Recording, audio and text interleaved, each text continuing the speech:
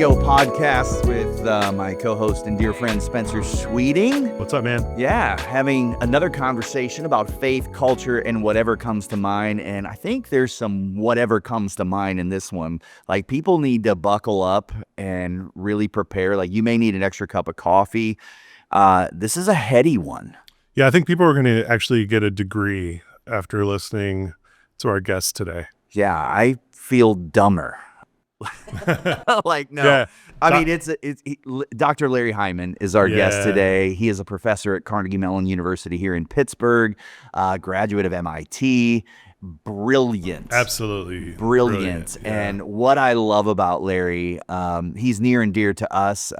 He does serve as an elder here at ACAC and has been involved at the church where you and I pastor, but that's not why we had him on specifically. We had him on because he's brilliant in this space of artificial intelligence, AI, and he loves Jesus. And so... Yeah, so Larry, as he shared with us, like, I mean, he does lectures and debates on this stuff, and he's in the thick of it. He's working with students who are developing software and who are engineers, and he's helping them navigate this space of what we now have with like machine learning and generative AI, just how that's exploded in these last couple of years. And so we really wanted to just have an expert, because we are not experts, but we wanted to have someone who knew what they were talking about come in and school us a little bit on what is AI, because it's something that people are talking about. It's something people are wrestling with. It's something that people have fears and concerns about, and maybe sometimes people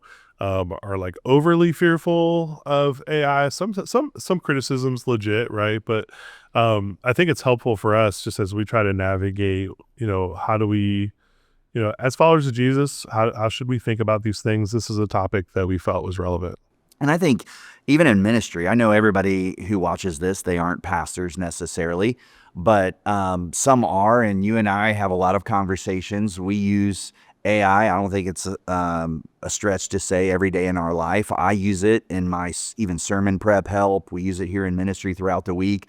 I've talked to some pastors, and that's been a hot button question for like the last 2 years. And like, I have some pastor friends, respectfully, that go, nope, I'm not touching it. I'm not using it. I also know a lot who are. You and I have done training with our staff on like healthy boundaries and guardrails to do that. Like, what are some ways, like, what are you using? And what are some ways that you're using it, even beyond the pulpit, so to speak? Yeah, well, I think, some of the things that I find myself using most often are things like Claude and ChatGPT. I think those are kind of the everyday use ones. I remember the first time I used ChatGPT when it was coming out in like 2023 and it was starting to hit kind of big. And I was just like playing with it, just trying to see what it could do. And I remember I was sitting next to my wife on the couch, and I just typed in like, how can I make my wife happy? And ChatGPT was like, well, as a learning model, I'm not a human being, and so therefore can't. However, here are recommendations I have. And number one, listen to her. And I was like, I mean, it checks out. Like, gave you some some good advice. But I think just learning to use it as like a research assistant for just everyday things that I'm doing.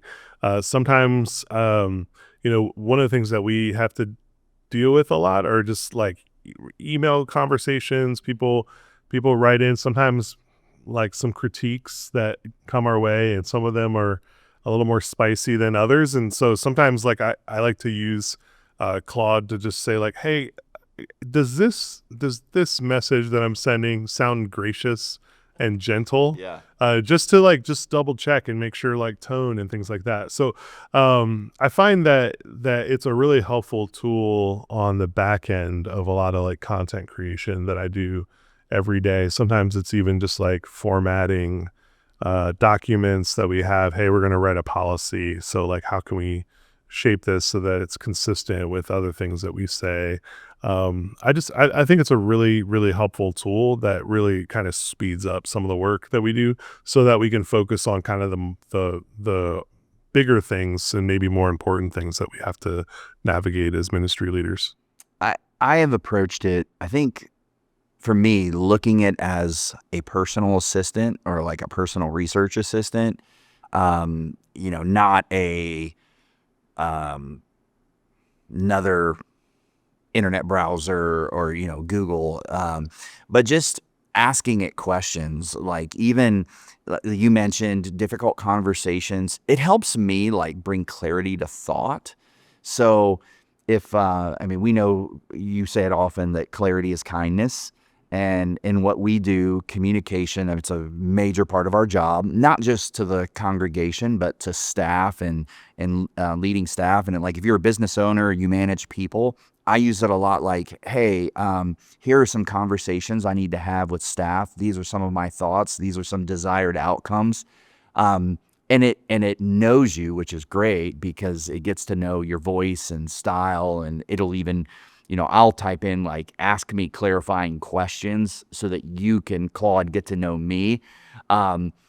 But it really helps shape like, oh, that's a good way of saying that. Or if there's a particular big idea for a sermon that I have that I want to, I'm trying to say it, but I can't quite get it right. I'll say, give me like 10 different ways to say this.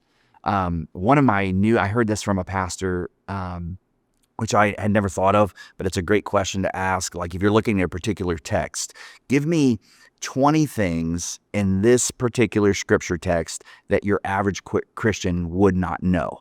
It could be historical, contextual, linguistic. Those are things you and I know, Yeah. like before these tools were available to us, it would take us hours. Yeah. And so you take that, and then what we often talk about and train with our staff too, like we want to use AI in assisting us Yeah. to help do those things, but we're not using it to generate Yeah. AI content. assisted, but not AI Yeah, generated. that's a phrase we use often a lot. Like, Let me ask you a personal question. Are you nice to the AI that you use? Do you say please and thank you? I go back and forth. I find myself like saying thank you after I get responses.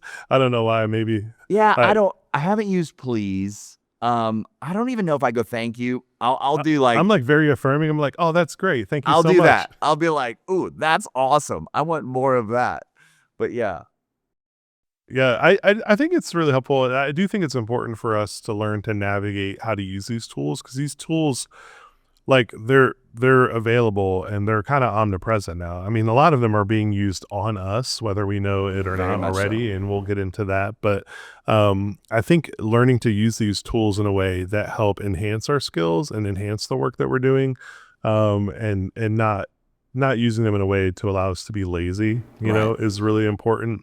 Because especially in ministry, I think that's where the AI assisted but AI generated, that's like our heart is like, we still want this to be a human experience. Like what we do Yeah. as ministers in ministry, it still needs to be a human experience because we're talking about image bearers. Right. And so we don't want to completely abdicate our role in the work that we do, but we do want to take advantage of these tools. I mean, it's just like the printing press, like making the Bible more available to more Right. people The internet. instantly. The internet, like these developments, like we want to learn how to use them so that we can use them well, and steward them so that there's increased ministry impact. And so that it's just a fascinating conversation. I know we're wrestling with it all the time, and it's kind of in real time because these things have just really hit in the last couple of years. Mhm. And so, we're still navigating what does it look like to use these well in order to do the ministry that God has called us to do as a church. One of the guardrails that when we did that training on AI staff that I feel it's like really important is that when you are using AI to assist you in creating content, that there always has to be human interaction. Yep. Like, I think one of the fears for a lot of people, even some watching this or listening, even they may hear Pastor Allen uses Claude to help write his sermon. What sometimes people think is, I'm typing, write me a sermon on this, and then I'm just printing it out and delivering it, which I don't know any pastors that are doing that. Yeah. Like no one is, but even in an email, something as simple as an email, like I've done what you have as well. Like, hey, here's my first draft of this email. Would you make this, I want to be direct, but I want to be kind. And, no one, like, I'm not just copying and putting it over there. Like there has to be human interaction. Yeah, and with I would that. say I would go so far as to say in the ministry space, specifically. I don't think this necessarily has to be held true for other industries and other environments, but in ministry spaces, there needs to not only be a human interaction, there needs to be a spiritual like Very experience as much part of so. it. Like we say as a staff and as a church that we are spirit led, and so there has to be a way in which, if we're doing ministry, that it's being born out of our experience, our encounter with God. I remember again when ChatGPT was just starting to become popular. I went to Exodus. I said, hey, write me a 3-point sermon on the story of Moses and the burning bush. And it gave me a phenomenal outline, like theologically true, Yeah. like biblically accurate, uh, good exegesis as far as I'm concerned. I read through it and I was like, huh, like this did a pretty good job on the sermon. But what was interesting about that is that like there was a ton of great information, but there was zero encounter with God. And I think that, especially with that story of Moses and the burning bush, like that could be true for a lot of us, that if we lean on this stuff too heavily, like, yes, it's going to provide great information for us often. We'll get into the interview with Dr. Larry Heimann, and he's going to point out some of the flaws, but there can be great information. There can be great things that we get out of using AI, but if it doesn't have encounter, like what is it for? Yeah. If it's not being born of our encounter with God, then what is it for? So us as ministry leaders, we have to hold that. We want that human touch, but we Yeah. also want that God touch in the way that we use these things. And you bring that up in the interview, which I think is really good. And, younger listeners that may be listening or watching to this too, you highlighted like you and I both wrote sermons, content, did ministry pre even internet. And so like, we learned, we had to cut our teeth on like actually learning it. When we were in seminary, hermeneutics and language and learning to do exegesis and all of that, we had to do it without those tools. And so for you and I, this may help make things faster. It may quicken it. But if you're young and listening to this or you haven't gone through those things, like it is not a replacement for that. Yeah, you got to learn the Like skills. you have to Still need learn reps. the hard work to do that. And I love how he talked even in a classroom setting with dealing with students. You could tell he really wrestles with like, it's a great tool for my students, but they got to learn how to code. Yeah. Yeah. And I think that's an important balance. And I think that comes around to the conversation about stewardship that, we try to have with our congregation is like, how are we actually stewarding these things that we have available to us well, so that they honor God and honor other image bearers? So before we cut to this interview, I thought of this, and this is, I think one of the things I love about this podcast is that for those who do attend ACAC, they get insider information. There is an AI tool, I cannot even think of the name of it, but it revolved around music, an app, and the creation of our Saturday night. One of our staff used an AI tool that really spoke. You got to tell that story in a brief sense. Yeah, so I mean, just as a fun thing, there's some great AI tools out there, but one is a music content generator, and some of our staff, we took a break from the Saturday services last summer, and some of our staff were just enjoying having their Saturday nights, and so It writes songs. This app songs. writes songs for you. And so they wrote a song about how much they enjoyed not having the Saturday night services, and kind of asking Pastor Allen not to keep it that way. Right. And this actually happened previous summer, but nobody really shared it with you. They were scared to death. They were scared to share it with you because they didn't think you were a fun guy. And now we know that not only did you enjoy the song they were terrified when they found out that you heard the song, but not only did you enjoy the song, but you became obsessed with that app. Yes. And we're making all kinds of songs after that. But it was a bit prophetic, because this summer we did end up making the decision to move from Saturday nights to Monday nights, which is a new service that we've launched this fall. To be clear, it wasn't because of the song we did that, but it was a great story, and it was actually a great staff moment. Like, it was really fun in a lot of different ways. And AI, we can thank AI or the app. It was a lot of fun. Well, I hope you enjoy this interview with Dr. Larry Heimann. Dr. Larry Heimann, it is an honor to have you here at the Here We Go podcast with Spencer and I. And we're going to give you a chance to introduce and share some stuff about you. And we try really hard because we record these, in advance. And we talk about not time stamping anything. But I just feel like on a weekend Here we go. where we have a Green Bay Packer fan that is in mourning. And Dr. Larry Heimann, I know, is a New England Patriots fan. Absolutely. Who is in mourning. And I'll let the listeners figure out which weekend this is, but the Steelers fan is not in mourning today. So it's a great day to be with you guys. The Steelers fan is very blessed and lucky. The Patriots You are turning the ball over. 100%. It's a long season, Alan. I know it is. And So- I'm just going to take advantage of it. So when we go, can I just call you Larry instead Yeah, of sure, that's Doctor? fine. Yeah, that's fine. Like That's we fine. know, Yeah. like you serve. Yeah, that's fine. Yeah, Larry, yeah. You are a member here at ACAC, but just have so much respect for you as a man of faith. And this is going to be a great conversation today.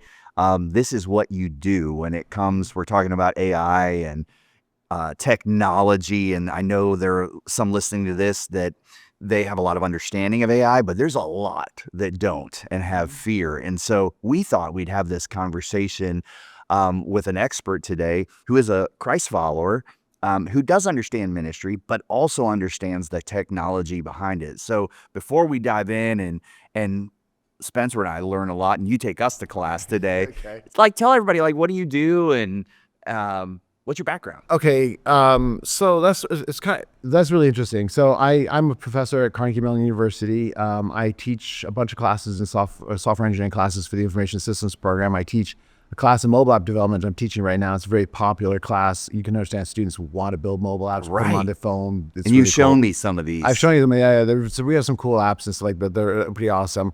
I teach another class in just principles of application design development. I teach another class in web app security. I help with our various project courses, things like that. So I teach a lot of, I'm more on the technical side of things.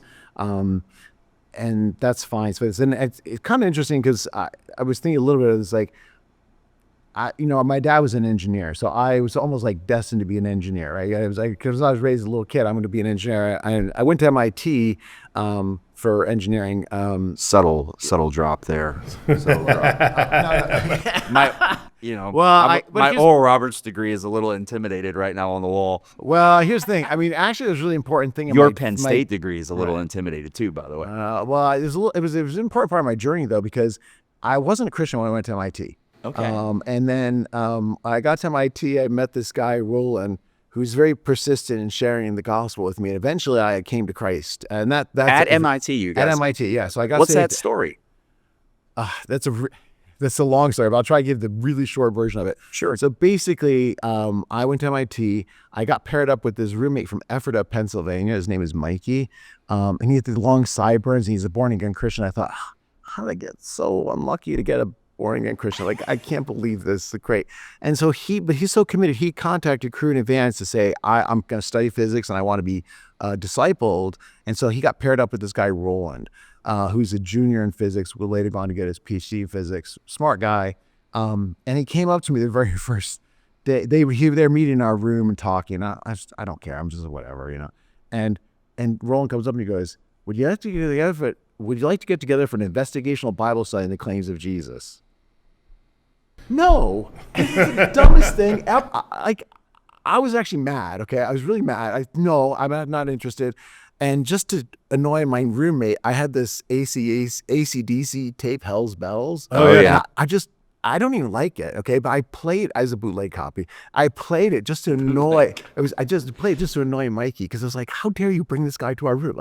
But then God kept putting Roland in my life, and eventually we ended up getting to this discussion. And because God's got a great sense of humor, we ended up having that investigational Bible study in the claims of Jesus, and I kept saying all the time, because I was in high school, I was the debate captain, and we're the state debate champs for 2 years in a row, and I was like, I am not losing to some Yahoo from St. Louis.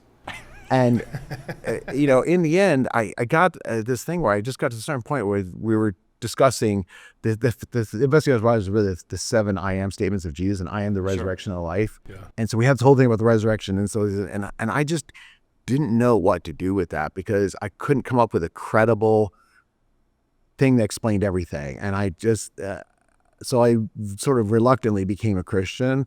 And it's funny because I didn't have a great, joyous, peace-filled moments like bliss, whatever. I was actually really unhappy because I was like surrendering. And it wasn't until years later I read C.S. Lewis talk about him being the most, miserable convert in all of England when he came to Christ. And it's like, that's it. That's exactly how I feel. That's exactly how I feel. And I just didn't. And so then Roland discipled me. And we went through, and he immediately started okay, he was so excited too, because I was the first person he ever led to Christ. So he's discipling me. We jump right into the book of Romans. We're learning all this stuff here. He's really pushing me to learn about okay, so what'd you pray about today? What passage you read in quiet time? I'm like, you can't ask me that. That's personal. He goes, no, it's not. I'm your discipler. And besides, we have to share each other's burdens. You have to tell me. And I didn't know enough. I thought this is what Christians do. So okay, sure, this is what we do. So I would tell him, and then he said, "No, you need to do more. You need." But he was good because he helped me, get some discipline and learn and grow. And so anyways, that's how I came to Christ. And then the interesting thing was, in my spring of my junior year, I was working for a professor doing research. Although I was mostly working with grad students, to be honest. There was 3 grad students I worked with primarily, but he pulled me aside at one point at one of our meetings. He said, the grad students really like you. You should think about going on and get your PhD. And right at the same time, there was this an Ivy League conference for crew, and MIT is not Ivy League, but it's at Harvard. It's close by, and what the heck, we'll let the crew. We'll let the tech, just for those listening that may not know what crew is, it's formerly known as Campus Crusade for Christ. Right? Yeah, it's Campus Crusade for Christ. It's campus ministry, and Roll is part of crew. And so then they were talking about the need for Christian professors at secular universities, and I really felt God at that time calling me to be a Christian professor in a secular university. And then here's the thing: God just set up the path. He got me through grad school, started me off at Michigan State where I needed some seasoning and some growth time, and then moved me here to Carnegie Mellon where I've been here 27 years. But it's God leading me on that path. I sort of see that. And it's funny because so when I was in high school, I used to make a lot. I didn't work McDonald's or all these other typical jobs. I actually made a lot of money, twice the minimum wage, doing tutoring people in algebra 1 and geometry, because the I could have mom used your network, help. Seriously. What? Yeah, the mom network quickly learned I This got is those above kids, our pay grade. I got all these kids from F's and D's to A's and B's. Man. And so it's I got a guy who's right. And so I was making a lot of money.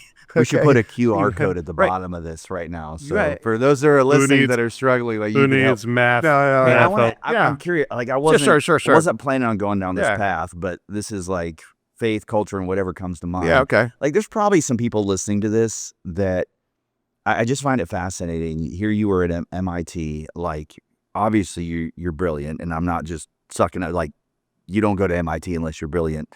And we were talking even about intellectual integrity before we started recording this. Mm-hmm. There are probably some listening to this that aren't believers, and that's the hurdle. How do I believe in the resurrection of Jesus? And I know I don't plan on going a whole podcast today, but I know you love Sean McDowell, and can you recommend maybe some YouTube guys to listen to, or books, or just a quick, for those that may be there? So what helped you? So what helped? I mean, honestly, it's a really interesting thing is, and I didn't know this at the time, but a lot of the stuff that Roland was using was from Sean McDowell's father, Josh McDowell. He had a thing, Evidence Demands a Verdict. And so Roland would read this and then use it to get himself geared up to deal with it. So actually later when I came to Christ, he goes, you ought to read this book, since we've actually been through most of it already, Evidence That Demands a Verdict, right, by Josh McDowell. Right. So that was something that was really powerful. And that's actually, he's talking about 7 reasons, why to believe in God. Mm-hmm. And I think it's really, and the last, of course, is the evidence for the resurrection. And I think his point was exactly what I was at, is there's all these alternate theories for how you can explain the resurrection, how you can explain, but there's all these different factors, and you can't you can't explain, no one of these theories, except for the actual resurrection itself, explains all of these things. Like I can explain this and this, but I can't explain this. Or I can explain this, but then this doesn't make any sense. Right. And so you have all these things. And that's why it was really interesting as I was struggling. I remember this really interesting. It was a Saturday morning. It was a dreary winter morning. And I thought, I got to resolve this problem. Somehow in my spirit, it was just like, you have to figure this out. And I sat there because I'm a debater, right? So I had this big legal yellow pads, and I'm writing all these things out, these pros and cons. And then I start drafting it like it's an argument in a debate, with pros and cons. And I'm just Pros and cons of the resurrection. Yeah, I'm following through. Like, okay, here's the this, here's the rebuttal for this, here's this, and I was like, okay, this flows through. This is whatever. And I got to this point where it's like I couldn't prove 100% the resurrection happened. It's a historical event. You can't prove a historical event 100%, but it was the best, most likely explanation. Wow. And the thing was, part of me at that moment was like thinking, like, I just don't care. There's a part of me that just wanted to hold to my priors and say, I don't care. Reasonable people don't believe this kind of stuff, and I'm not going to believe this, and I just don't care. And I thought, but then there's a part of me is like, you can't be intellectually honest and just ignore this. And that's which is why, like I said, I was this reluctant person. I was like, because now I'm losing this debate to a Yahoo from St. Louis. Yeah. And so I was like, have you listened to Wesley Huff at all? I have heard some of the stuff. Yeah, it's really good. Are you familiar with Wesley Huff? Yeah, we talked about Wesley. It's really powerful. Yeah, there's so many great people out there. I mean, Sean McDowell, Wesley Huff, Frank Turk's got some great stuff out there. So that interview that my son listens to Joe Rogan. a ton. Oh my God. Yeah, great interview. Yeah. And so, yeah, the Wesley Huff Joe Rogan interview for 3 hours and was not only brilliant apologetics, but a masterclass on how to be humble as a Christ follower with somebody that doesn't necessarily believe. I mean, it was great. Yeah. What a story. Yeah. Hey, but before I know we're going to have, I really want to dive into some AI. Okay. Like Spencer and I fully embrace AI and using it and that. But before we do, we always like asking guests what's in your headphones. Like, let's start off with some icing here. Really, really easy. Like music, TV shows, movie. You guys were talking Lord of the Rings beforehand. Like, okay, well, that's really interesting. So music, my tastes are really, really divergent. So what do you listen to right now?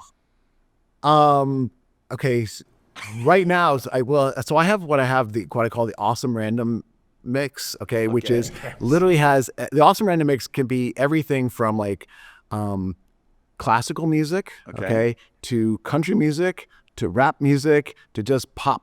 All on one playlist? All in one place. Like you just don't know what, and to throw in for a little weirdness, Weird Al Yankovic, a few Weird Al Yankovic. So you can go from Bach to Biggie in one jump. Yes, you can. Okay, and that's why I love it. It's like this random awesome, and it's like I got over like 200. It's like over 200 songs on it now. I don't remember how many. It's a lot. So that's like my thing. I listen to. It's like and I just like whatever's gonna pop up is gonna pop up, and if I don't feel like I just click. I'm just imagining Dr. Larry like cruising around town with just hip hop blaring, and someone pulls up and looks over. There's not too much rap in there, but there's a few like this. Yeah, I gotta say. It's like the movie The Office. My favorite one though is All We Do Is Win. All we do is win. Because that's the New England Patriots theme song released for 20 years. So yeah. That's amazing. Yeah. And I just throw that in there just remind you. It's like, hey. So anyways, but anyhow, in terms of like podcasts, they're really interesting. I listen to a couple different podcasts, but there's two I listen to a lot. And I was listening to both of these today while I was doing my workout this morning. The first is the Bible Project. I love the Bible Project. Really great stuff. Yeah, fantastic. Really great resource. I've been supporting them for a long time, and I love listening to their podcasts. I don't watch their videos that much, but their podcasts are great. So, and then the other one, this is going to be really weird. You may not, I don't know if you know this. It's called Honestly with Barry Weiss. Yes, I have that. Oh, okay. Well, so you know who I'm talking. Okay, I do know who you're talking about. Okay, because most people are like, why are you listening to this? But it's like more political culture. It's a great podcast. And here's the funny thing I love about the fact that, I mean, she is center left, but she gives fair play to everybody. And at one point, I remember she's having this thing with one of her person, and she's actually, even though she herself is a lesbian Jew, she is representing the Christian perspective pretty well. And I thought, this is great. It was like she's honestly giving every chance. She said, well, listen, if I was a Christian, wouldn't I think this? And it's like, yeah, that's exactly what I was thinking. That's awesome. So I really like that. There was an interview with an author. I bought the book and read the book. His book is Believe. I can't. Oh yeah, Ross. Rothbard? Dot or do I it. can't pronounce the last name. Duffy. Yes. Yeah. But you bring up a great point, and it's pertinent to this podcast because I think it's like so many times Christians or whatever like they only read their tribe's stuff. Mm-hmm. And it's so important, whether it's a podcast or a book, just listening to people that you don't agree with and believe. Like, I think it's just a self-discipline to force yourself where you can't argue back, like just to listen. Well, the other thing I listened to, is I listened to Young Turks. Okay. Now the thing is, they're very far to the left, and I'm not familiar with that one. The Young Turks, they're very far progressive left, atheist group, very not Christian friendly. Okay.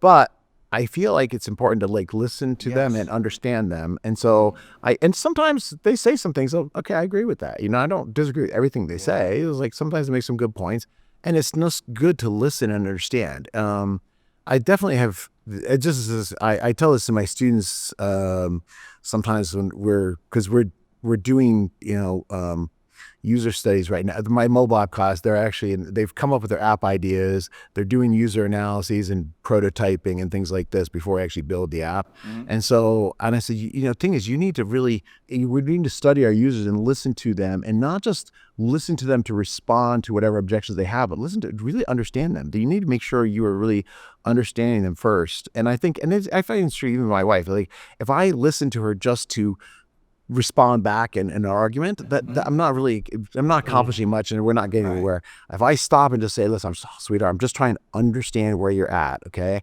we get someplace. I'm not always good at that, okay, because sometimes I forget, my pride kicks in, but if as much as I can remember to do this, like, listen, and not only I'll tell her, I say, listen, I'm just trying to understand, okay, just help me to understand here. I'm not trying to like rebut you. Because sometimes there are times I have just listened, and I'm here just to refute you. Right. And she doesn't like it. Sometimes she feels like, I feel like I'm being cross-examined, right? You ask me these questions, and it's like, because the debater, we've all lived there on that. The debater kicks in, and I'm like just very thorough and logical. And she gets frustrated. She says, I don't care about logic. It's like, what are we going to care about? Irrationality? I mean, this is, so anyways. So I'm curious, you teach a class where you literally help students develop apps. Yeah. Which, like, I want to sign up and take that class. And so, like, are there any apps that, and this may be putting you in a tough spot because you're promoting a particular student, but are there any apps that, like, we would be using that, or people would know that one of your students have developed? Well, I mean, okay, so here's the thing about this. We're just talking about Google Maps. I have one of my students is a key senior manager for Google Apps. Okay. I have another one who works on Google Gmail. He handles his thing is really focused on the search aspects of Gmail and how to optimize it.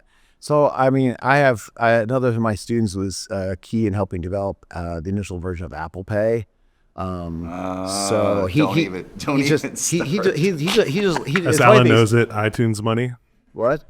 Okay. Well, anyways, and it was funny because he was trying to persuade me, because when it first came out, he's like, Prof H, I swear to God, this is way safer than regular credit card transactions. And he would go, and I'm like, David, I believe you, okay? I totally believe you. He's trying to totally convince me of this and stuff. And so, I mean, so it's kind of, I mean, it's nice because there's a lot of, like, I have a lot of students who are doing a lot of, they're in Apple and Google, et cetera, Microsoft, and working out stuff. So for the record, you are an Apple guy. Yeah, I'm an Apple guy, because here's the thing, I can get all my Apple stuff at an employee discount. So I can call a number of alums. It's got a cheat code. I know, exactly. Yeah. So like, I mean, it's like, oh, well, even like my wife needed a new laptop, so I called and say, hey, can you do? Oh yeah, sure, Prof H, no problem, and then So but here's the thing, I actually like. Here's the thing about. Apple's fine, Windows is fine, other things are fine. But here's the thing, I like Unix, okay? I grew up a Unix jock, okay? And Unix, Linux. Hold on. You just said a Unix job. Unix. Not I know Unix. exactly what you're talking about. Okay, Unix. Yeah. Yeah. So Unix I'm was like just an early so operating impressed system. that you claimed it like that. No. That's amazing. Seriously, that's why. When I first started into computers, like everything was command line. And it's like if you don't know command line, you don't know Unix. You're not doing a lot with it. And so, and really. And Unix eventually like migrated to Linux, which is what we have in our operating systems. And really, iOS, or Mac OS rather, is really it's Linux under the hood. Okay, and then I love that because there are certain times like I don't know exactly. There's certain things frustrating the Finder, whatever. I don't care. Forget this. Go to command line. Just do whatever I need to get done. So much of this, I'm just going to be shaking my head, going, "Yes, Okay. I understand exactly what you're talking about." So that's for me. The love of this is good because I love Unix and Linux. It's really like I mean you understand under the hood. I understand under the hood. In fact, I get under the hood sometimes and I do stuff because it's like I don't know how, I mean, like you're not supposed to access things. They turn off things that they don't want you to touch. Well, I can get under the hood and touch them anyways, I love it. And I do, because I want it to work the way I want it to work, and I trust me to not screw it up. So I know that one of the big reasons we have you is because you have a lot of expertise when it comes to technology, and specifically around AI. Mm-hmm. And I think for a lot of people, there's a lot of confusion, there's a lot of fear, there's a lot of just like questioning, like what is AI? What is it really? Sometimes when we talk about AI, we're not necessarily talking about artificial intelligence, we're talking about learning models and things like that. So could you just tell us what is AI? What are we talking about when we talk about AI? For non-tech people. Right. So here's the thing. I'm gonna sort of say there's machine learning, which is the larger thing, and then we're gonna talk about machine learning, and we'll talk about generative AI as the sort of subset of that. Okay. So the larger thing with machine learning, if I was gonna say about it, is in very crude, broad brushstrokes, I'd say it's really sophisticated pattern matching. Right. So I can see patterns where a normal person may not see those patterns, but there's so much data I have that I can see patterns. So for instance, like credit card transactions, if fraud detection is an example of machine learning, right? So like if, sometimes you do something that's like, oh, we think it's a fraudulent transaction, and the credit card company constantly say, yes, that is fraudulent.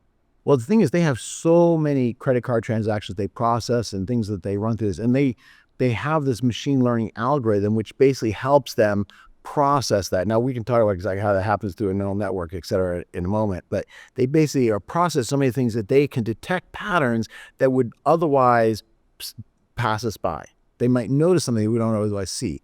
So that's sort of machine learning in general. And then you have what we call generative AI, and this is what's really captured everybody's imagination, because up to this point, like machine learning recognized a pattern and could alert you to the pattern, but you have to do something with it. And it's really like up to the person to do this. So machine learning, algorithms can like make recommendations, recognize faces, detect credit card transactions that are fraudulent, predict stock prices, but it's up to a person to do something with that, or an app developer to do something with it. It's like for his facial recognition, like, so now I would take that information and this model and use it in the app according to how we want to do it. Generative AI is different because in generative AI, now we're actually creating something. So I'm now using these patterns, okay, and taking one step further and actually not just recognizing the thing here, but actually creating something. So I'm, one of the ways I use generative AI, just my, normal work is I'm writing some software and I've got the basic architecture down, but I'm like, oh, I need a component that will do this. So then I was to say, I just kind of Claude AI and say, I need the component, I need to do this, can take these parameters, I want these outputs, whatever. And then it just generates the code for me. It saves me a lot of time because there's a lot of just, I have a lot of autocompletes to help me not type so much. But this is like the best autocomplete, right? Because it just does it. And then now here's the thing, I would say it does a pretty good job of creating code. It's not perfect. Because there's some funny stories about that. But it's creating something from scratch, or I can say to it, like I had one thing I was just using as an example. I tried this with a bunch of different AIs to say, I want a picture of Mr. Spock holding a baby duck. Because I knew that never happened in Star Trek, right? Yeah, it's very specific. It's very specific. It's never happened in Star Trek. And so, and I want to sort of compare like how they did on this. But here's the thing, they would, it's funny because several of the AIs would say, I'm not allowed to create Mr. Spock because of for intellectual property purposes. However, I create an alien who looks similar to whatever, and I get something that looks exactly like Spock. Okay. So machine learning, what you're saying, like, again, this is the dumbed down version for me, but it's analyzing patterns and enormous amount of data that no human could in that amount of time, and giving you desired outcomes or but generative AI, now you're talking about it's creating something. Right. It's creating something. It's different. And so is that what changed? Like 2023 is when so the first generative AI things came out and really captured people's imagination, because it's like they were starting to work towards generative AI before 2023, right? There's some stuff in these large language models to do that. But once that could happen, all of a sudden, see, the thing is this, like you're seeing machine learning, you're seeing this pattern recognition, and that's really important, because if you're going to try and like develop strategies and create knowledge, right, you need to understand these different patterns and how they work. And so and a lot of times before generative AI, we're thinking, oh, that's artificial intelligence. It's not really artificial intelligence, but it's seeing something that we couldn't otherwise see yet. But now all of a sudden it seems like these things, with generative AI, we're creating something that can create on its own. Now, here's the thing, it gives the appearance of human intelligence. It's not necessarily human intelligence. And there's definitely some issues with this and I don't know how far you want to get into that, but there's, it's not perfect, what are ways, I guess, let me ask you this way. Like, I think one of the fears, or let me say it this way, like Spencer and I have done some training with AI and our staff. And one of the ways we take some of the fear down is, like, I don't think people realize, especially here in America, how their life is, like, there's AI in their life. Like, even for the people that say, I will never use AI, I'm not going to, they actually already are. Can you help explain that? Like what are things that the average person doesn't even realize they're using AI, or it's AI as a part of their life? You know what I'm saying? No, I know what you're saying. So like this, I can give you some, if I want to scare you, I give you a really scary example right now. So I have a student, or an alum, who's working on, and I won't say for who, but on a system which will use the security cameras in department stores and facial recognition software and also because not just recognize the face, but also recognize the emotions, and try to detect like things that you are interested in the store. And if you don't purchase it, we can then send you a follow-up like email, like advertisement, like, hey, here's some additional stuff.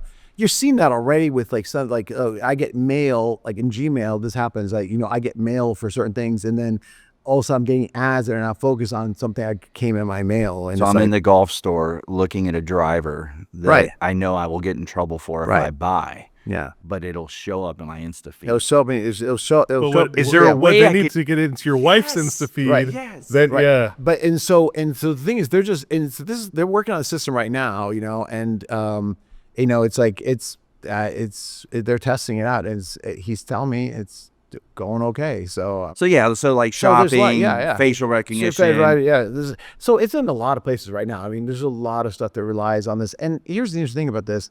I mean, even if you go to the doctor's office now, I mean, just take a lot of doctors say, it's like, and it makes a lot of sense. It's like, they're going to, they get all your test results back, and not all doctors are doing this, but a lot of them now are starting to integrate these into their systems, where it's like the AI will automatically go through test results and suggest like, oh, here are some things for the doctor to pay attention to, not to miss. Just like, hey, you should look at this in particular, like, just like, maybe you might have missed this. Like, if you're a really busy doctor, you got a lot of patients to see, it's like, I might have overlooked this one piece. And so AI is sort of like being there as an assistant to help you. It's not replacing the doctor, but it's helping that doctor to, better, make sure you don't miss anything. And so it's used in a lot of, I know a friend of mine, had cervical cancer, right? And I know AI is used in cervical cancer recognition now, so they can those Pap smear slides are run because you get tired of seeing it. You can make mistakes. The AI does the first version of going through all those slides, identifying potential cancerous ones, and you can adjust the tolerances such that you have either more false positive or more false negatives. and you really don't want false negatives. That's bad at cancer, right? Don't tell me it's negative when in fact it's actually positive. That would be bad. But so it's usually adjusted so it'd be more likely to have a false positive, and you can, like I said, tweak the algorithm accordingly. And then what you do is have it do the initial scan and then say, okay, here were all the ones that came out positive or potentially positive. Now let's have a person go through and verify and confirm. And that's happening all the time. And I think it's actually a good thing because it's reducing, if you just have one person who's just overworked, tired, seeing the same slides again and again and again, they're going to, you're going to make mistakes. The repetitive things like this you're going to make mistakes. I think there's something really fascinating about how I think it's good that we can use AI as a tool to assist in these kind of tasks. We see this in ministry. There are ways that AI can take care of some of the work that might be a little like more time consuming, that allows us to focus on better things. What I'm interested in is you talked about generative AI, and I think we're even kind of getting to a place where that is moving beyond kind of what we're used to. And I don't know if you were going to mention this or not, but I think one of the interesting questions that comes up is the morality that comes when AI begins to mimic human intelligence. So I'll just do a little thought thing real quick here for you. Okay. So I want you to think back for the last 75 years, okay, of literature or movies where we were concerned about either robots or artificial intelligence, some kind of concern about it. What was some ones that come to mind? Movies. Skynet, okay, Terminator. and the whole Terminator series. Okay, give me one. Yeah, Star Wars. Star Wars? AI? I mean, yeah, Oh, but you mean movie? Okay. yeah, I thought you were I'm talking th- about I'm like th- use of robots and no. behind. But where we're concerned about it, I mean, I'll give you one. iRobot. Okay, so Isaac Asimov, 1950, right? I mean, concerned about AI and how these robots have their the three rules, et cetera, et cetera. Okay, so that's one. Yeah. 2001: Space Odyssey, right? That's one. Hal goes wild, kills the crew, so like this. So what? Give me a couple others. There's one I'm dying for you to say. I already said the first one that came. You said the first one, yeah. I'm not The a Matrix? Not a future. Oh, Okay. okay. I love the Matrix. Matrix. Matrix is one of my favorite Matrix, movies. yes. Okay? I'm a huge sci-fi fan because Yeah. we did get to movies, but what I'm listening, a lot of it's like sci-fi. It's like things like the Matrix, but Battlestar Galactica, Star Wars, Star Trek. I mean, I pretty much like them all. Okay. Some I like better than others. Depends on we don't like that. Battlestar Galactica was a good series. Battlestar the I like reimagining. I like Yeah, the yeah. The reboot was great. Yeah, it's Yeah. absolutely fabulous. So I absolutely loved it. Because I think it asks really interesting questions, right? About Anyway, so so there's a lot of these things. This has been with us for a very long time. You look Transformers. Transformers. Now okay, I'm there catching you up. go. Okay, with the See, you just needed to get But to. I mean, I think War Games, Matthew Broderick, 1983, right? It's like that's one. It's like this. The Matrix, one with AI. So there's a lot of these. This has been with us for a very long time, and so as I go through this, I've done this sometimes. I talk with students about this, and I said, if you sort of look at, there's sort of two things that keep coming up for the last 75 years, and that we've been concerned about, and which is through this one, will AI replace me? Okay, that's a big concern. Will AI replace me? And the other thing is, will AI rule over me? Will it be sovereign over me? What about my human sovereignty and authorities like this? Those are two big Those questions. are two big questions. And we have wrestled with them for a very long time. Before AI was even really a threat, the potential of this being there has been in our imaginations. Like 1950s, it's iRobot with Isaac Asimov. So it's been with us a very long time. And it's something I think deep in our psyche. And I think as Christians, there's a lot to say about that, right? Obviously, this whole thing about identity, right? Will AI replace me is really a question of identity. What is my identity? Do I have some intrinsic worth as a person? If so, where do I get that worth from? How do I, and I think as Christians, I can say, yeah, well, I have intrinsic worth from my Creator, right? Because He created me and He redeemed me. Both those acts show something about my inherent worth. And so I have a worth and a value quite apart from that. But AI is threatening a lot of jobs, but some jobs more than others. But and so I think it's easy to think, am I going to be replaced? And and just close to home, I mean, a lot of companies in software engineering have cut back on some of their hiring because it's like, well, we don't need as many people now. And so some of my students are kind of wrestling with like, what do I do? And first off, my students are still getting jobs. So it's like, just relax. It's not as bad as you think. And two, I mean, AI is not a replacement for us yet completely. And then I'm going to argue probably wouldn't be ever a complete replacement, in my particular industry. Like, your point's valid. And I understand, like, okay, what I hear you saying is like, we've wrestled this for decades.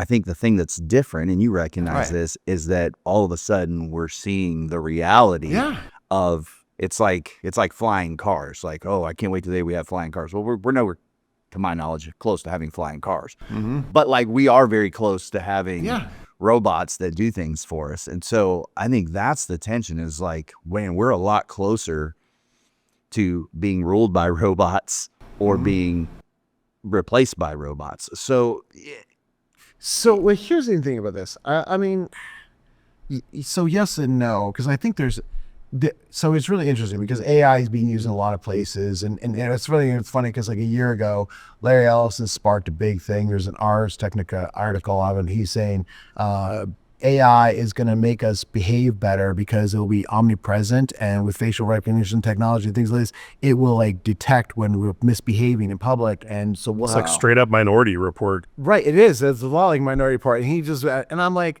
yeah, I don't think we're quite there yet, and I also don't know that the United States is going to accept that. I know it's been more the case in China, and there's a lot more of that kind of surveillance state. I don't know that it'd quite be accepted here in the United States. And even still, we don't get it perfectly. Like, they were trying to use AI to detect guns and weapons in schools. It does a mixed job at that. They're trying to get AI to detect, like, hey, if you have an intruder, like, should I call the police, or how should I handle this intruder? Like, part of your security systems. It doesn't always do it does a pretty good job, but it's not going to do a perfect job. And there's things that's like, well, that's a big deal, right? I mean, we can't, those are certain things we don't want to get wrong, or if we get it wrong, we want like at least a person to be responsible, not some algorithm, which is like, yeah, it's only like a 60%er anyway. So, but take your example, like, because I was thinking of this when you use the example of the surgeon detecting cancer. Like, yes, as humans, we get tired, we go in, AI could detect that. Like, what do you see knowing like, are they going to replace doctors? No. And just think about this. Okay, and share so what gives you the confidence to say no. No, because here's the thing about this. I mean, and I think you can. So here's the thing. Okay, so let me give you another thing. So one of my alums really in the AI space, and he injured his knee in rugby. Okay. Totally blew out his knee, and so he gets on ChatGPT and basically gets ChatGPT like, okay, here's a list of questions. I need questions that I go to the doctor with. What are potential paths the doctor may take me down? What are the pros and cons? So he's totally using AI to prepare himself before he goes to see his doctor. And then once he has this thing here, he then uses AI to help, okay, give me a management plan for managing this thing, including a small little app that will track certain things that I need to keep track of. And so AI comes with a small little tracking app for him, a little web-based app that he can track his progress on, and it's really cool, right? And I think it probably greatly helped his recovery from this rugby injury. So it can be used for that purpose, but it's like, we still need a person to sort of like start that process, right? To do this. And I think the other thing is that sometimes, we can look at things and say, there's a human element that can't be fully predicted. Right. I'm going to use the example from yesterday's game. We were talking about it because if you sort of looked at yesterday's game with the Steelers and the Patriots, I mean, on the one hand, everybody knows when we recorded. I know exactly. So, but it's okay. I love your analogy. Go ahead. Well, here's the thing: if you look at the probability, probability of winning, right? At one point, like, the Steelers had like a 76% chance of winning the game, and yet my friend who's a Steelers fan watching it with me is thinking, we're going to lose this game. Now, we made 2 more turnovers, so you didn't lose the game. But if you sort of look at it from a human perspective, there's Patriots have momentum. They're consistently moving the ball. Yes, they're shooting themselves in the foot, which is why they're down. And the machine is telling you like it probably is this, but it's actually really different. There are momentum shifts that are happening. Things that can't be quantified. Things that can't be quantified, right? So, and I'll take another one of those Patriot examples. Like you think of Super Bowl 51, which is the greatest Super Bowl of all time, right? It's like. In paper, right? It's like nobody, like Patriots have no chance to win this game. Like, and yet, Tom Brady does, and everybody kind of knows, like Atlanta, it's going to happen. What was the score? Patriots were down how many? 28-3. They're down 28. 25 points, and then but they came back, and then especially in the last two, when they were only down by 2 scores, like everybody's like, oh my God, this is going to happen. The Patriots are going to win. Like, and everyone's expecting. And that final drive, they still have, according to the computer, they have like a 91% chance of losing. And everybody knows Tom Brady is going to march them down the field. They will score a touchdown and get the 2-point conversion. The computer would tell you it's 91% chance that's not going to happen. But everybody in the stadium area feels it, and then in fact it happened. There's a human thing that we can't fully. I think that's really important to point out because I do think the human element is at the center of this entire conversation. I know that one of the I was with a family member on family vacation this summer, and I think he would describe himself as an atheist, but he's just always learning. And one of the questions he had for me is like, as AI becomes more and more adept at making decisions and determining what's right and wrong and things like that, at what point where does the human begin and the machine begin and begin to just ask questions around essentially like human dignity. And I thought that was a fascinating question, and ultimately we kind of settled on like, well, AI doesn't have a soul. Like, AI is not made in the image of God. But I just thought it was fascinating that there is this complexity around where do we allow this technology to make decisions, right, wrong, and like where do we continue to allow human interaction? Like, well, something we talk about as a staff is we're okay with like AI assisted. We just don't like. We don't want it to be like AI generated. That's the language we use. Like, right. Yeah. Well, so here's the interesting thing about this. The part of the problem is that we have to first start recognizing there's some limitations to AI too. Yep. And it was really interesting. So there's a paper about a year and a half ago. So it's by some researchers in Singapore. And they actually were able to demonstrate mathematically, like the problem you've heard of hallucination. Have you heard of AI hallucinations? Okay, so there's a certain point in time where generative AI responses to large language models will hallucinate and give you some fraudulent things that are not really true. Let me give you a really funny example of this, though. This is really funny. I was writing a grant to get money to study the impact of AI in my STEM classrooms, and so I was using AI to help me write the grant to study AI. And one of the things that you have to do is you have to provide a literature review, and literature reviews are really boring, right? And I hate doing them. And so it's like I just told ChatGPT, it's like, okay, I want you to go out and find some literature on this. I'm looking for this. And so it came back and I said, now write this up in a nice literature review that I can plug into this article. It was grant proposal rather. And it does. Now here's the thing. This is where I was smart, because I realized there's a chance this is. So I said, now go back to each one of these things. I want you to find the link online and show me that link so I can go reference it myself. Yeah. And one of them, it could not find the link because it doesn't exist. It made up something, which is really unfortunate because those are called AI hallucinations. Hallucinations. That's a hallucination. Yeah, this right? just happened to me recently. I was writing something and I got my ChatGPT, my Claude trained. Right. They know what I like. Yeah. So I was writing something and I was like, hey, I'm looking for a quote that I can use in this, and it gave me a Howard Thurman quote that I was like, that's perfect for what I'm writing. But the thing is, I've read a lot of Howard Thurman. He's like probably one of the most influential voices of my life. So I was like, how have I never read this before? So I just asked, could you cite this for me? And they came back and said, oh, it's really more of a summary. Yeah, exactly. Would believe, and I was like, oh, it was really good, but like Same you know. same thing. I was preaching in Ruth, and I wanted a real life story of a Christian who was persecuted for their faith here in America in the last 10 years, and it gave me this teacher in Michigan, and it looked legit. I actually typed it into the intro of my sermon, and I was prepping on Friday. I was like, I'm just gonna fact check this. Sure enough, like AI hallucinations. You AI gotta watch out hallucinations, for 'em. but now here's the what thing: they're called. these hallucinations, though, these researchers from Singapore actually demonstrated, sort of logically and mathematically, like this is a part of the system. This is inevitable. You're going to have these. So it's not like it would say, well, that's a bug. It's not a bug. It's a feature, really. It's like that's just the way it's built into the system, the way it's structured. Those things are inevitable.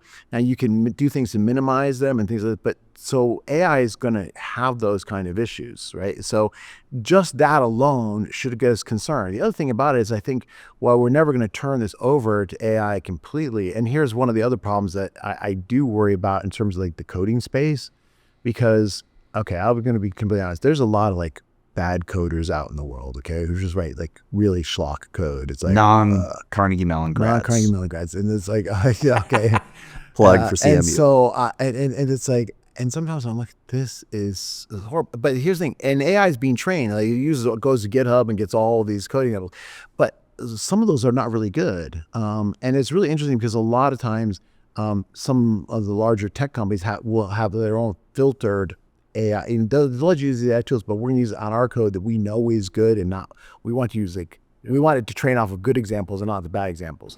And so, but if AI is generating some bad code because it's based off of some bad code, and sometimes I've seen students, like I had a student one time came to my office, like I said, the AI generated this, and he goes, yeah, it looks good. I don't know why it's not running. I'm like, I don't know why it would run. Like I'm looking at this guy, like, because he's a sophomore, he doesn't know what he's doing. And so he just doesn't know. It looks in the eye, just on the surface, it looked like, okay, look, the code looks good. The code is like, it violates a bunch of different things. I was like, so I'm looking at this. I knew immediately. I turned to it. I said, I don't know why it would work. Actually, like, this is wrong. This is wrong. This is wrong. This is wrong. But it generates some. Now, I'm not saying AI always generates bad code. It a lot of times generates great code. Or I say 80% of the code it generates reasonable. How does good? Well, I was just going to ask, like, where do large language models like ChatGPT, Claude get their information from? Like, because I've seen so many sources. I've seen like some people like, oh, it's all Reddit or whatever. But like, where it's not all Reddit, and it depends. But they're actually I mean, they've really just most of human knowledge, right? Most of literature, most data. So it's all been digitized by this point in time, and so. And it's just a matter of time. It's not just web-based information. It's not just web-based information. No, they're not just going off web-based information. So and you can actually build specialized models. So it's like, okay, in fact, we're actually working to do exactly that for one of these classes that I teach, where we're going to build our own, like we're going to take an existing LLM, but we're going to like retrain it with specific data with specific like examples from our class. We're going to feed in all of our lecture slides, all of our code examples, a bunch of other past solutions to projects in previous years, and so that way when our students we got our students to use that instead, and then when our students use that, it should give them better results because it's trained off a better set of data. We filtered out some of the garbage. But if you're going to have some garbage, it's pulling in garbage, and there's a lot of stuff out there. But not all of it's good. Yeah. And if you got a lot of garbage in there, then you're training AI. Sometimes it's like, oh, that's not quite what I wanted. I just want to know when I can reclaim the M dash, because I paid student loans for like 20 years to a school that trained me to use an M dash in my English degree, and now everything I write, people are like, oh, is that AI? Because AI, a lot of these ChatGPTs who always use the M dash, right. And I'm like, no, it's my favorite punctuation, and now people think I'm using it to write AI stuff. What I love about this conversation is you obviously know the under the hood stuff, but you're also a follower of Jesus. So let me just ask you personally, like knowing your faith, but also the technology, what do you struggle with? Like, what do you struggle with when it comes to AI, or is there anything as a follower of Jesus? I think the thing is, what's really, I think one of the problems is there's always going to be, and then here's the thing, there's other sources of bias too, right? So with the, data sources, there's some bias in the data sources, what gets recorded, what doesn't get recorded, is there's going to be bias. There's only bias in the algorithms and what we want to focus on and stuff like that. I mean, so one of my former students was actually head of the Gemini project for Google.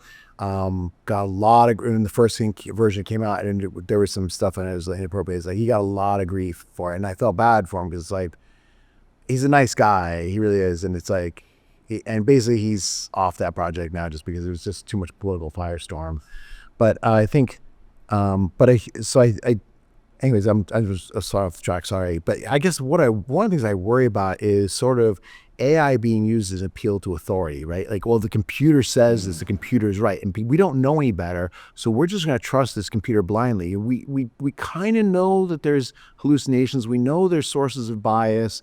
We know we shouldn't trust this completely, and yet there is.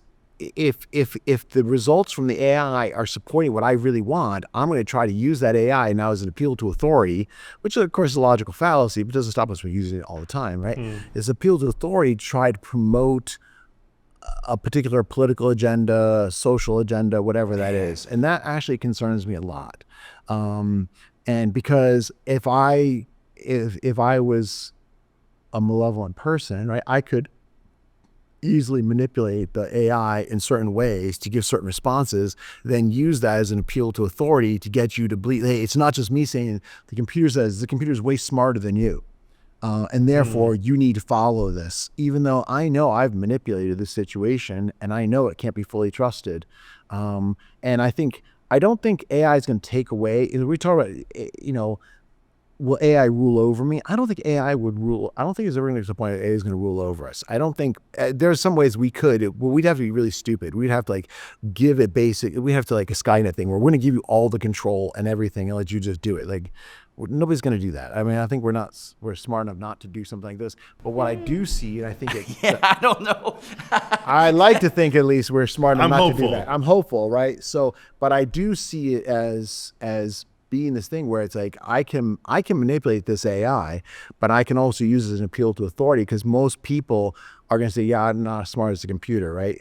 And so, it's kind of interesting. So I like I said, one of my students is a senior manager at Google Maps. So they're great. Google Maps is great. But every once in a while Google Maps does something, I'm like, now here's the funny thing. Sometimes I think I know better, and then of course I get stuck in some weird traffic and okay, I didn't know better.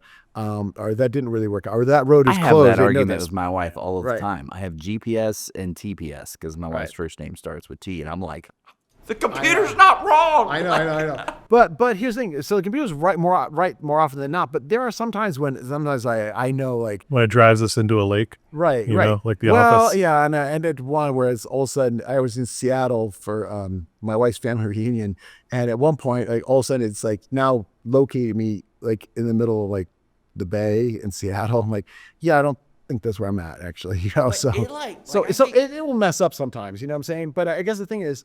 I know it's not. We kind of know it's not perfect. We know it can be manipulated, but I think there is this appeal to authority. Listen, I'm going to listen to the computer. I'm going to trust.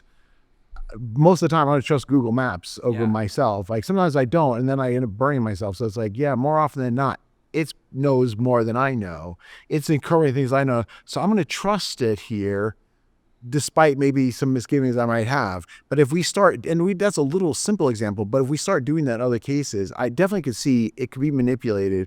And I think the threat to our authority is malevolent actors using it as manipulating the tool and then using it as an appeal to authority to justify their consolidation of power, implementation of policies, whatever that is.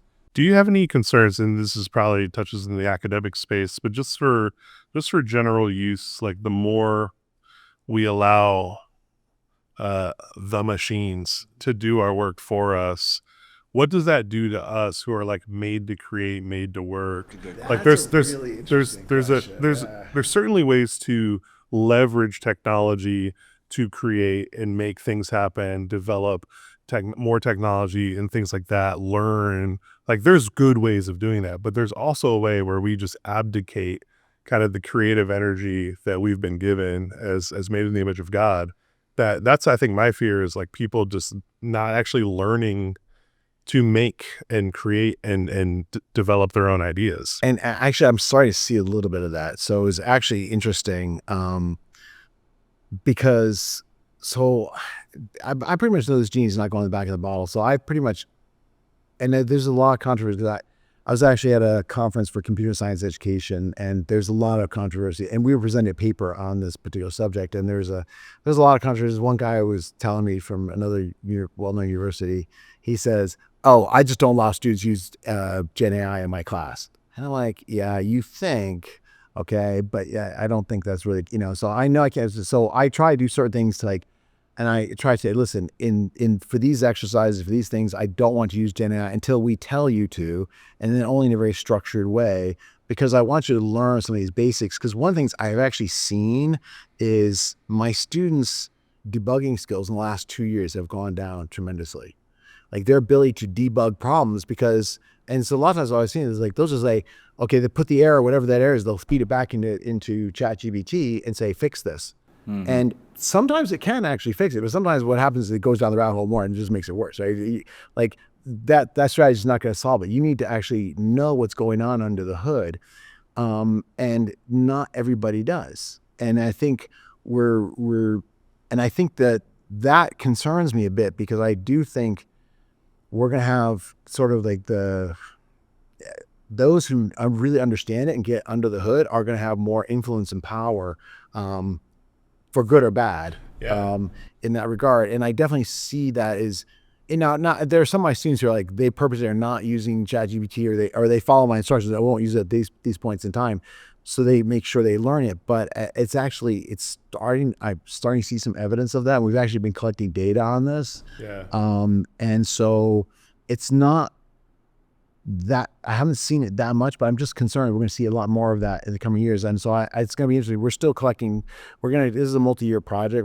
I guess I need to sort of see over time. I'm already seeing within a 2-year span the decrease in debugging skills that create that understanding that creating skill that you're talking about. That's actually is starting to happen a little bit. Yeah, and I see that we talk about this, just to put it like in the ministry space.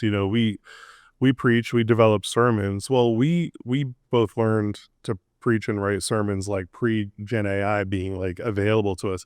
And so you learn the skills and you develop the skills and you master them to whatever degree you might master them. But for us now, we see Gen AI as an opportunity to like help hone what we've already created. So, for me, like, sometimes like I'm looking for a quote and I'm like, hey, like I wonder if there's anything out there by 20th century writers that would actually fit what this sermon is, those kind of things, and get feedback in real time that would have taken me hours to go into my library or search online, or I'll use AI for feedback on my sermon. So I'll post my sermon into it and ask, hey, is there anything unclear here? Is there anything that you think would be better? And I remember one time the feedback I got from ChatGPT is like, hey, your gospel explanation was a little weak here. And I just thought, wow, like that's tough feedback to get from a machine. But like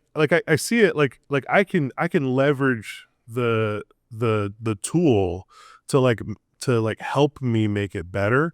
But when I think up and coming preachers, like they're at risk of not learning some of those skills if they just rely on ChatGPT or Claude to create. Right. And I agree with that. That's part of the problem. And that's why I'm trying to emphasize to my students, like, hey, you got to trust me on this. I don't want to I will let you use ChatGPT and Claude. I use Claude a lot, actually. For code, Claude is better. For other things, Claude is not as good. Like image generation, Claude stinks. Yeah. But for writing, it's fantastic. But part of I haven't tried. To be honest, most of my use of ChatGPT of Claude is for code. So either I give it code and say, okay, here's the thing here. Write out instructions of how to build this app. Okay, or I might say, okay, I need a component for an app. I haven't had it build an entire app for me because I just don't trust it, and because part of me is like kind of what you're saying, like, I already know the architecture I want to use. I already know the bigger pictures I want. So I feel comfortable building out the stuff and saying I need these components, and I'm happy to deal it, especially some of these ones where it's like, this is boring, there's going to be a lot of repetitive stuff. Let it do it for me. But here's the thing about this, it kind of ties in a little bit and made me think of this. It's like, I am concerned, I said it's not going to replace software engineering altogether though, because right now what's happening is like you're seeing like Salesforce actually said, like, we're not hiring more software engineers in 2025 because we don't need junior engineers because our senior engineers, we hire junior engineers before Claude can do it.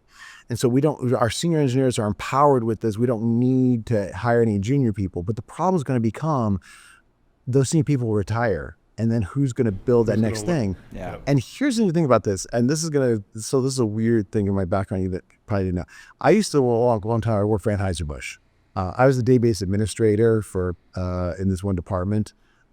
Basically, I used to joke I was the keeper of all numbers, right? This is when everything was command line too. So it's like nobody knew. The computers had their own computer room. Okay, this is I'm dating myself. Okay, and I like worked in the computer room. The back is the geek, doing whatever. But I studied a lot of what's going on. And it's really interesting because Anheuser-Busch, prior to Prohibition, was just a local regional brewery. Right, it was not that big. It didn't have any national influence whatsoever. Now, there's two things that really affect it. One was refrigerated boxcar, okay, and two was Prohibition, because what happened when Prohibition happened, a lot of breweries just went out of business and they stopped doing it. Anheuser-Busch they knew Prohibition would only last a certain period of time, and I actually seen pictures of them like dumping tens of thousands of gallons of beer to the Mississippi River, okay, that they can't drink, but they would still brew the beer to keep the yeast strains alive and to keep their beer masters sharp. Wow. And so, because they knew that would happen. So all of a sudden now when Prohibition's lifted, they are ready to meet that demand, and they already have brewmasters who have been trained and stayed sharp, and their yeast strains are still good.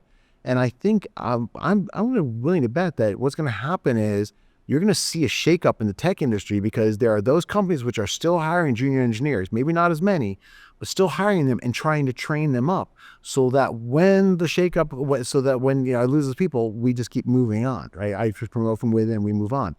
I think, and those forward-looking companies are going to be in good shape. I think we're going to see problems though, because it's like those companies who aren't, and they're saying right now, we're just not hiring anybody. We don't need to hire. And then all of a sudden, like our senior engineering bench like starts getting depleted, and now we can't produce. And I think those companies are going to go out of business. I think you're going to see a consolidation in the industries. So it's still critical that we like develop and sharpen the skills that we need for leaders, for ministry, for engineering, for whatever industry. We still need to invest in developing the next wave of people, and not just abdicate, to AI. It's a great. And the thing is, we need to, I think the interesting thing is we need to get them familiar with how to use these AI tools. And that's one of the things I'm wrestling with as an educator, right? I want to get my students familiar with how to use these AI tools, right? But at the same time too, I need to make sure you're still fundamentally grounded in these concrete ideas, that what's going on, so that way you can be critical about the tool, because the tools aren't going to be perfect anyways. Hallucination is an inevitable part of this. Like it is. And you have to know enough about what you're doing that you can spot it. I can spot it. And here's the thing, I have so much experience. Like I look at the students' code, like the students that he looked at it and just, I'm sorry, it looks good to me. I can't figure it's wrong. I'm looking at going, how's this code possibly ever going to work, right? Like, I would, honestly, I would just toss this completely and start over, because like you've broken certain principles here, like software architecture principles. You've broken this, you've not followed this. Yeah. And I would, but it was a great teaching opportunity for me to say to this kid, and he's a sophomore, he's just learning, right? It's like, hey, this is never going to work. And I could explain to him, like, this is a problem. This is a problem. Remember we talked in class about this? Well, you're just completely violating this principle here, right? And I could go through systematically and use it as an educational thing. And I think maybe in ministry, I'm just speculating, you could do the same kind of thing. Like somebody's genuine and say, hey, this is good, but have you considered this, and try to help them work through it, and then say, I want you to go back and try this on your own, or I want you to do one without touching it. That's why I tell them, like, hey, you're going to do this exercise today. We're not using AI at all. I want you just to do it straight up. That's good. What advice would you give to parents? They've got students kids who are like growing. I mean, this generation's rising up where this is all available. Right. So what advice would you give on just like how to manage, what guardrails or like just how to steward these tools well? I think that's a whole interesting topic about guardrails and some of this. And it's interesting because I teach a class in mobile app development, and yet I myself like try to watch. I mean, I use mobile apps probably more than I should, but I try to limit myself also. Make sure I'm doing like real reading and things like this, and I limit my social media profile. I mean, I'll do like LinkedIn and things like this, but I don't do Facebook. I don't really, except for watching Boston Celtic clips, I don't really use Twitter. I can't get Boston Celtic clips any other way, right? That's true. No, and so I'm a transplant. I'm sorry, I'm from New Hampshire originally. So, so I try to watch that, right? And I've tried to do that, but I think so. I just think, and I actually had a conversation with a colleague. We were talking about this. Is like we're teaching this technology, but this technology isn't always like the best thing. Like, is this really the right thing for us to do? This is another Christian college. But if you're talking to parents, I mean, so how do you lead a Bible quizzing right. ministry here at Right. ACAC, and Right. like you speak into parents and Right. kids' lives, and I think that's Right. the question. I'm curious Yeah, too. so I guess the thing is this: it's like I think all these things are okay in moderation, but I think you have to like practice. And so one of the things we used to do in our house is we would have we would call like 30 minutes of quiet. It's like in this house there will be no video, no audio, no nothing. Right? This is just a quiet time to read, pray, do whatever. But we're having 30 minutes of quiet. We did this as a daily practice. I actually feel like that's a really good thing to do. It's like, I want to have 30 minutes where, and in 30 minutes, like, you're going to be bored as a kid. So you're going to either read a book or you're going to do something because it's like, you're not, this is like 30 minutes of quiet. We're not running around, roughhousing, wrestling. I have 2 boys, so, any kind of like roughhousing at all. There's roughhousing and wrestling in a household of girls too. Okay. That may be. So I don't know. I said, but because I grew up with all boys in my family, and then I have all boys, and so it's like, there's a lot of wrestling and roughhousing. Princess Fight Club, we called it. Okay, but the point is, but I think we used to practice 30 minutes of I love quiet. that, and I think that's actually a really good discipline. Yeah. So I would actually, that's one of the things I would definitely say need to do, because it forces you. And if you do that every day, at least you do like 5 days a week, like we're going to have 30 minutes, like everything is off. There's no electronics. Everybody's gonna be like, and we're just, and people are quiet. Like you're not talking to anybody. We're not having a conversation. Like, I just want you to spend quiet time. Now that can be in prayer, meditation, reading God's word, is reading a book. I don't care. Doing whatever, but there's quiet. It's actually a good thing. Is your Bible memorization app available to the public? Yeah. Wrinkly. Tell people who listen to this. Oh, okay. So who may want to use it. So Bible one of memorization. one of our former Bible quizzers, and also like a mentee of mine, Ryan O'Dowd, developed this thing called Wrinkly. Wrinkly. WRINKLY.